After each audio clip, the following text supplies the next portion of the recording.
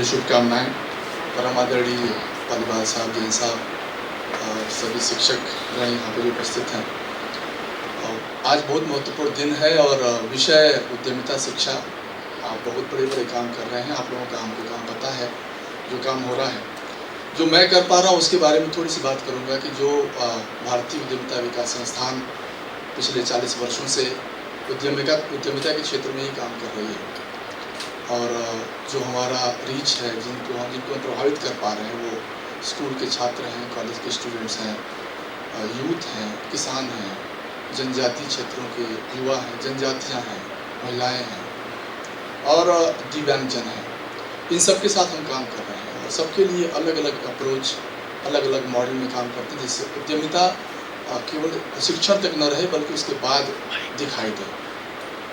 उद्यमिता ऐसा विषय है जिसमें वन फिट्स फॉर ऑल नहीं चलता है। जो हम लोगों का अनुभव रहा है कि एक ही चीज़ सब में काम नहीं करती, सबके लिए अलग अलग तकनीकें हैं, सबके लिए अलग अलग प्रयास होने चाहिए और सबको अलग अलग पेडागॉजी जो पद्धति है वो हमको फॉलो करना होता है। सर ने जैसा बताया कि जहाँ जहाँ पे हम लोगों ने छात्र उद्यमिता में काम किया, ऐसे कुछ विषय 2-3 जगहों के मैं लूँगा और उसके बारे में जो मेरे अनुभव हैं साझा करूँगा।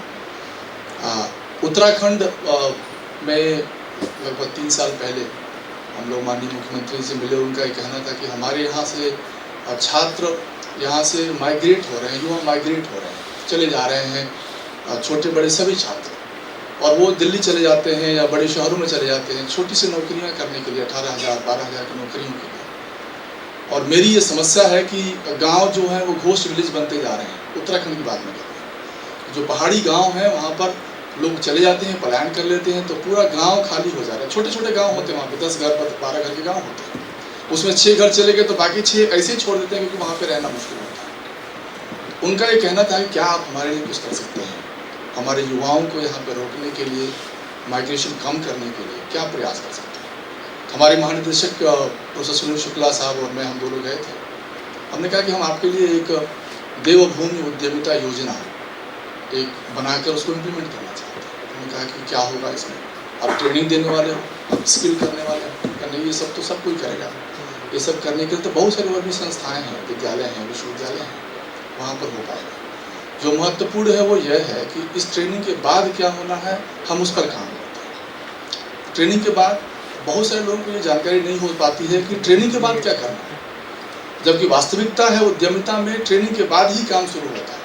हमने किसी को उद्यमिता के लिए ट्रेन कर दिया 100 लोगों को, उसमें से 5 लोग भी उद्यमी नहीं बन पाते। क्यों नहीं बन पाते? क्योंकि उनको ये नहीं पता है कि अब ट्रेनिंग के बाद बैंक का फॉर्म, लोन का फॉर्म मिलेगा कहाँ, वो मिलेगा मुझको कैसे, तो भरूंगा क्या, उसके लिए कागज़ कौन से लगाने हैं, वो मेरे लिए कौन सी स्कीम अवेलेबल है, ये हो गया सहयोग के लिए। फिर प्रोडक्ट मेरा कैसे बनेगा, उसके लिए सर्टिफिकेट कहाँ से लाऊंगा, उसके लिए पैकेजिंग कहाँ से लाऊंगा, किसको बेचूंगा, किससे बात करूंगा भाई अपने यहाँ मेरा सामान रखने को। तो ये सारी 1000 तरह की समस्याएं एक उद्यमी के दिमाग में होती हैं और जब हम प्रशिक्षण देते हैं तो उसको लगता है कि बहुत आसान है, लेकिन जिस दिन वो एक्चुअली करने जाता है तो लगता है कि तो हो ही नहीं सकता मुझसे, बहुत मुश्किल काम। हमने बताया कि हम ये काम करेंगे उत्तराखंड में और हम यहाँ पे छात्रों को उद्यमी बनाएंगे। उन्होंने कहा कि 100 उद्यमी बन जाएंगे क्या? हमने कहा 100 के लिए तो फिर ईडीआई को आने की जरूरत नहीं है, ईडीआई से कोई और आगे नहीं कर सकता, 100 से बहुत ज़्यादा बनेंगे।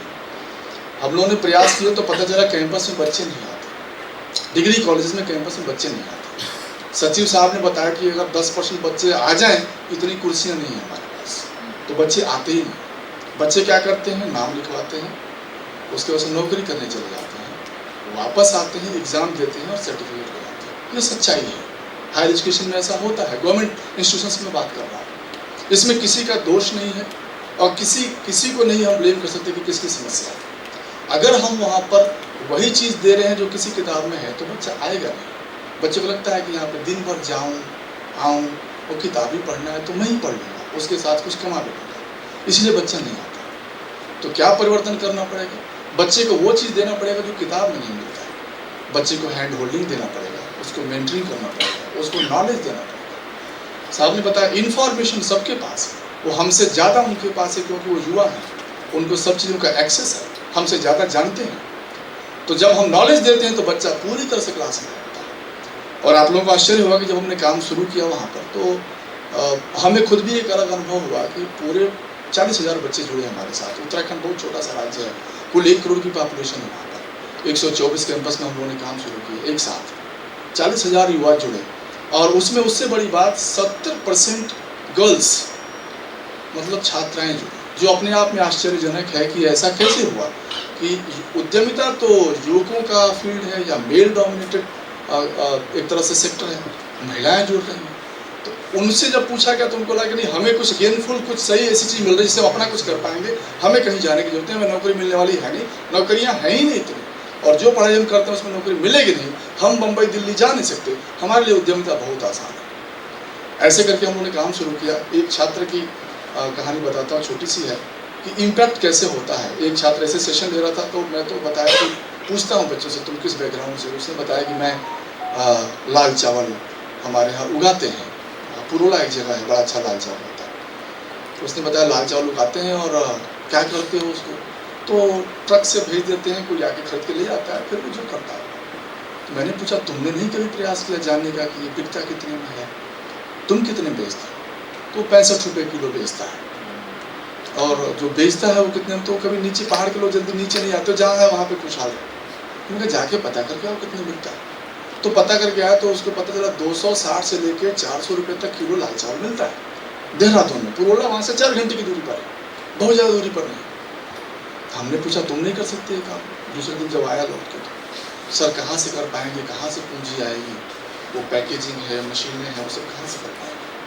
हमने पूछा पैकेजिंग कितने की मिलती है, पता किया है तुमने? तो दूसरा कोई बच्चा बताया सर 4 रुपये की मिलती है 1 किलो की पैकेजिंग करनी। मशीन कितने की मिलती है? 3,000 की मिलती है, जो प्रेस मशीन जिससे वो पैकेजिंग हो जाती है। तो फिर उसने कहा सर उस पर एक सर्टिफिकेट लगता है, वो मैं कहाँ से लाऊंगा?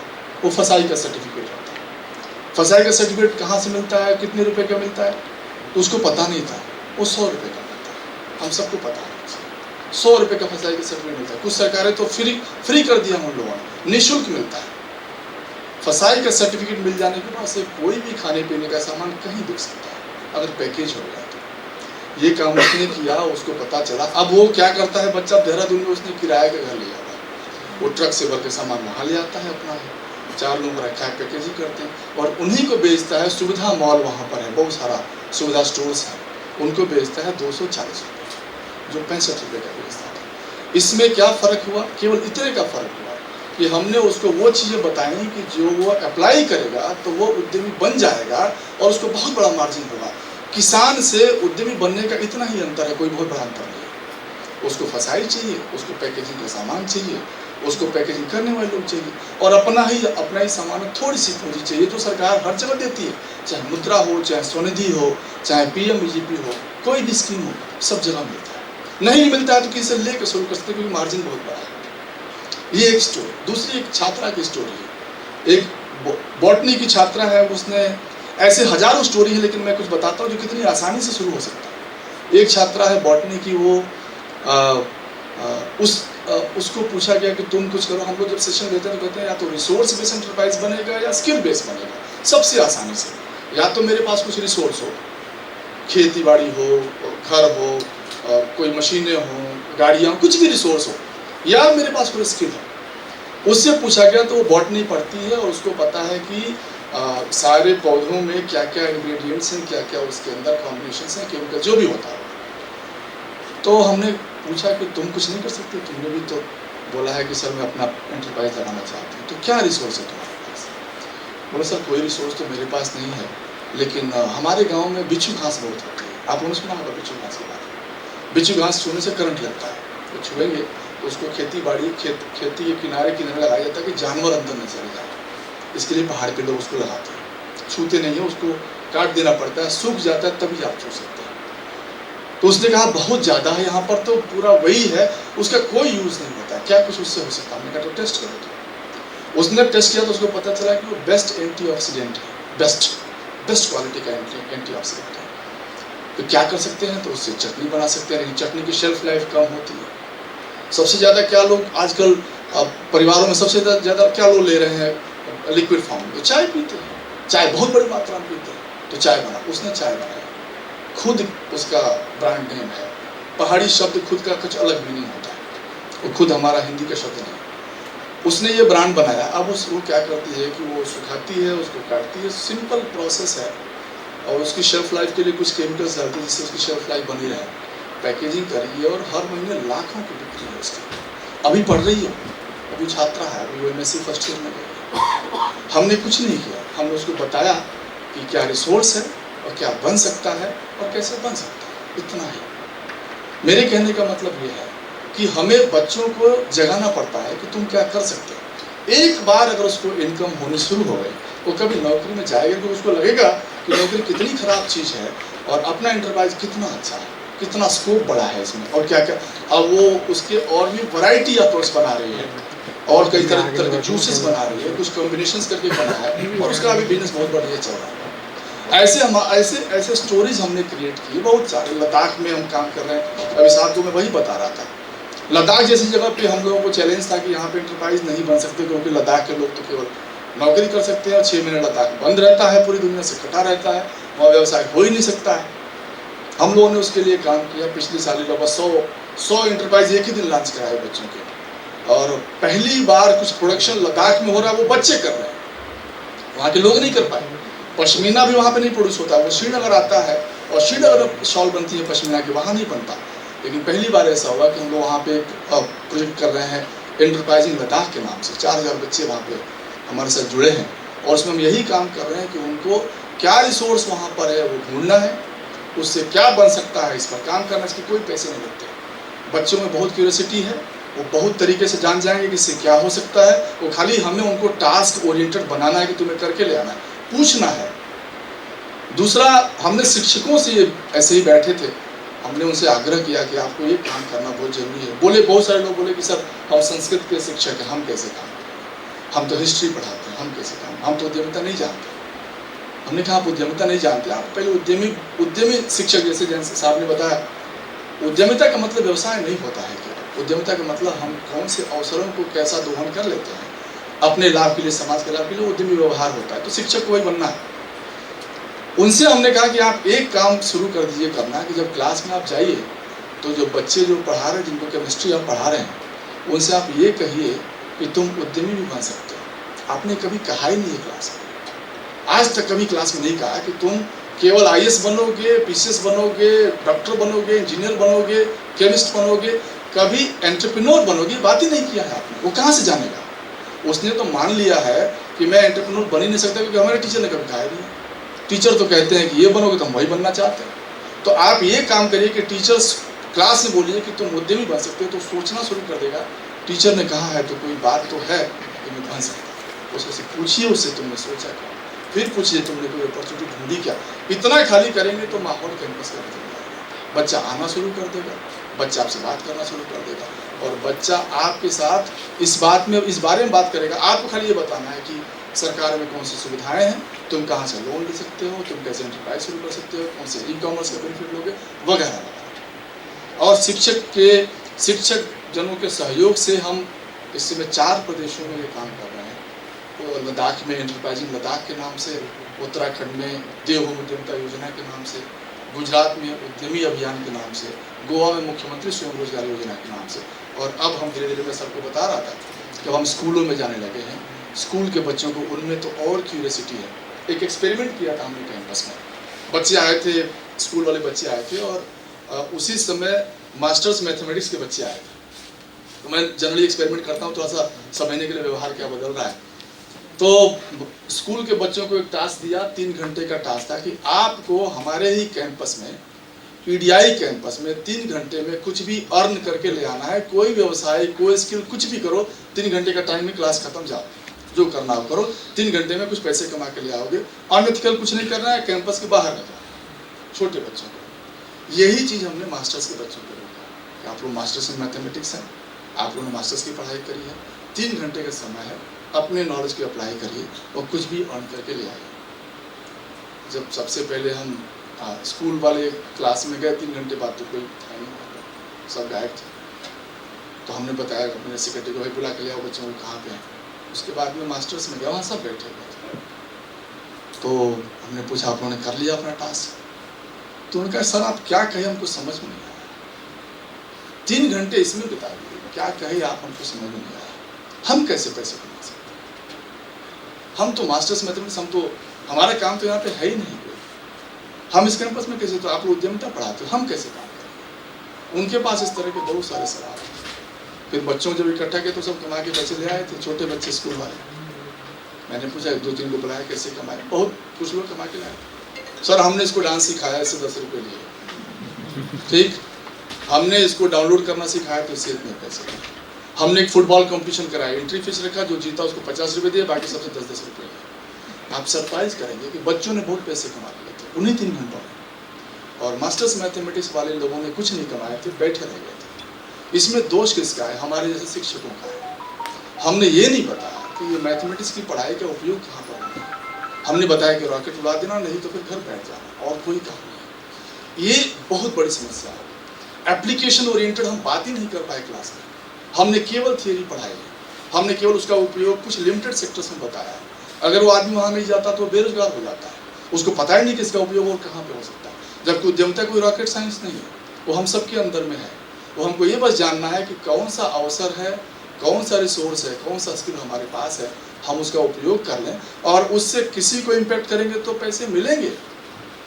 ना पैसे की कमी है, ना प्रॉब्लम्स की कमी है। प्रॉब्लम, समस्या हमारे साथ है कि हम उन दोनों को जोड़ नहीं पा रहे। और कितने सारे उद्यमी हमने देखे जो बहुत पढ़े लिखे नहीं हैं, उन्होंने बस उस अवसर को पहचाना है और उस पर अपना कोई मॉडल डेवलप किया है और काम कर रहे हैं। तो कहने का मतलब ये है कि जो आप लोग बहुत सारा काम नहीं तो इंस्टीट्यूट ऐसे ही कर रहा है, उद्यमिता में कर रहा है, और हम लोग खुद भी आपके साथ जुड़े हुए हैं। हम लोग भी प्रयास कर रहे हैं। हमारा ये मानना है कि उद्यमिता से समाज में बहुत परिवर्तन आ सकता है, और हम लोग इसी प्रयास में काम कर रहे हैं। बच्चों को, उनको सही तरह का प्रोडक्ट डेवलपमेंट, उसकी पैकेजिंग, उसकी मार्केटिंग, उसको ई-कॉमर्स पे लाना, उसकी शेल्फ लाइफ बढ़ाना, उसको कौन सी सरकार से सुविधा मिल सकती है, कहाँ पे कोलैबोरेशन हो सकता है। आप सरप्राइज करेंगे कि हर साल लगभग 200-250 बच्चे हमारे तो अमेजोन और ई-कॉमर्स पे आते हैं। बच्चे जिनके प्रोडक्ट हैं इन प्रदेशों से, लद्दाख से पहले ऐसे एंटरप्राइज हमने खड़े किए जिनका अमेजोन पे प्रोडक्ट है। वो बच्चे अमेजोन पे अपना सामान हमको यहाँ भेज रहे हैं। आपने सीबकथॉर्न नाम का प्रोडक्ट सुना होगा।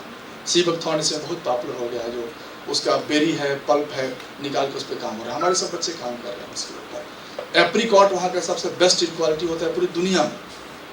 अभी वहाँ लुलु ग्रुप ने, जो लुलु माल का ग्रुप है, उसने 10 टन एप्रीकॉट दुबई ट्रांसपोर्ट किया। हम चाह रहे बाकी देश में भी आए, उसकी प्रोसेसिंग हो पाए। तो अगर हम अपने छात्रों को ये सब दुनिया दिखाते हैं कि हमारे यहाँ क्या क्या है और तुम्हें कहीं और जाने की जरूरत है, तुम्हें यहीं पे बैठे बैठे व्यवसाय हो सकता है, तो वो कर लेगा। अगर हम एग्जाम्पल केवल एप्पल का और फिर इन बड़ी कंपनियों का देंगे, सैमसंग का, तो डर जाता है। वो समझता है कि ये तो हो ही नहीं पाएगा, इतनी बड़ी बड़ी बात आप कर रहे हैं, इतना बड़ा मैं कहाँ से करूँगा, मुझे तो रोज़ कमाना पड़ता है अपना जीवन चलाने के लिए। तो उसको हमें वही बताना पड़ेगा जो कर सकता है, और उसके बाद उसकी ज़िंदगी बहुत बड़ी होने में आपको कुछ नहीं करना, वो खुद कर लेगा। वही हमें प्रयास करना है। और हर बच्चे जिनकी ट्रेनिंग होती है उनको हम ट्रैक करते हैं। हमारा एक डैशबोर्ड होता है, उस डैशबोर्ड पे बच्चा होता है, उसकी प्रोग्रेशन को ट्रैक करते हैं कि आज इसका ट्रेनिंग हो गया, इसके मेंटर असाइन हो गए, इसका प्रोडक्ट डेवलपमेंट हो गया, इसका सर्टिफिकेशन हो गया। वो पूरी जर्नी ट्रैक करके, जहाँ पे प्रॉब्लम है वहाँ पे हमारे मेंटर्स उसको हेल्प कर रहे होते हैं। पूरे 1 साल की मीटिंग होती है और 3 साल का कैश फ्लो फोकस करते हैं। गुजराती में एक सेइंग है कि धंधा को 1000 दिन देना पड़ता है, और अकाउंटिंग के जो प्रोसेस होंगे जानते होंगे, उसको इंग्लिश में कहते हैं 3 कैश फ्लोस, 3 साल का कैश फ्लो। तो या तो 3 साल का कैश फ्लो कह लें या 1000 दिन कह लें, बराबरी है दोनों। 1000 दिन बच्चे का अगर इंटरप्राइज सस्टेन कर गया और प्रॉफिट में आ गया तो उसको कोई नहीं रोकेगा। हमारे ऐसे बहुत सारे बच्चे हैं जिनके एक बच्चे के पास 80 एम्प्लॉइज हैं, अभी वो BA कर रहे हैं और पिछले साल इंटरप्राइज शुरू हुआ। एक बच्चा है जो पहाड़ी अचार और बद्री गाय का घी बनाता है। बद्री गाय का घी 6000 रुपये किलो मिलता है, वहाँ बहुत सस्ता मिलता है, 1200 रुपये किलो मिलता है। उसकी प्रोसेसिंग पैकेजिंग करके उसने ई-कॉमर्स के थ्रू 6-6 रुपये उसको चाहिए। बहुत सारे लोग पैकेजिंग वाले, सप्लाई चेन वाले भरा है उसने। अचार बनता है पहाड़ी, जो बहुत सारे फ्रूट्स होते हैं उनका, बहुत हाई क्वालिटी होता है, उसका बहुत सारा दाम मिलता है। बच्चे वो कर रहे हैं। तो हमें कुछ रॉकेट साइंस नहीं करवाना है बच्चे से, ये ध्यान रखना। रॉकेट साइंस कहते ही फिर वो स्टार्टअप में जाता है, और स्टार्टअप का जो रेट है वो 3% है, उससे ज़्यादा नहीं है। जो बच्चे कर पाएँ वो जाएँ, उसके लिए मना नहीं करना है। लेकिन माइक्रो एंटरप्राइज ऐसा सेगमेंट है जिसमें बहुत बड़ी अपॉर्चुनिटी है, और सरकार का फोकस भी माइक्रो एंटरप्राइज ही है। शुरुआत आसान होनी चाहिए। शुरुआत आसान है तो आगे की ज़िंदगी को खुद बना लेगा। शुरुआत मुश्किल कर देंगे तो बच्चा जाएगा ही नहीं। अधिकांश हम जो सक्सेस स्टोरीज क्लास में बताते हैं वो टफ एग्जाम्पल्स बताते हैं, जो बच्चे भाग जाते हैं, सुनते हैं उसको। आप आईएम्स की बात कर लें, मैं किसी आईएम का नाम नहीं लेता हूँ, आईएम्स में भी हम लोगों ने कोर्सेज पढ़ाए हैं। वहाँ पर ओरिएंटेशन होता है कि मैनेजमेंट में जाना है, प्लेसमेंट में जाना है, एक मॉड्यूल एंटरप्रेन्योरशिप का होता है, लेकिन वो इंस्टीट्यूट चाहता है खाली एक मॉड्यूल आप दीजिए, इनको ओरिएंट करिए। खाली ओरिएंट करने से कोई एंटरप्राइज क्रिएशन नहीं हो पाता। ओरिएंटेशन के बाद से मेंटरिंग, हैंड होल्डिंग, ये पूरा सपोर्ट 1 साल का जरूरी है और हमें उसको ध्यान रखना है। कई बार हम बच्चों के पेरेंट्स से भी झगड़ा करना पड़ता है। एक मेरा छात्र है, उसके पिताजी खाखरा की मशीन बनाते हैं और वो हमारे साथ पढ़ाई किया। उसने, मैंने कहा तुम खाखरा बनाओ, तो मान गया वो। तो पिताजी के पास गया, पिताजी ने उठा के DPR फेंक दिया उसका। मैं इंजीनियरिंग में, मशीन मेकिंग में, तुम फूड प्रोसेसिंग की बात कर रहे हो, बिल्कुल दोनों अलग अलग सेक्टर है। मैं लोहे पे काम करता हूँ, तुम खाखरा पे काम कर रहे हो, जो खाने वाली चीज़ है। उसके पिताजी 10 तक पढ़े हैं, ITI किया उन्होंने, वो अच्छा काम कर रहा है। वो आके दुखी हो गए, सर पिताजी तो फेंक दिए। हमने कहा तुम्हें क्या करना है? नहीं सर मुझे चाहिए करना है।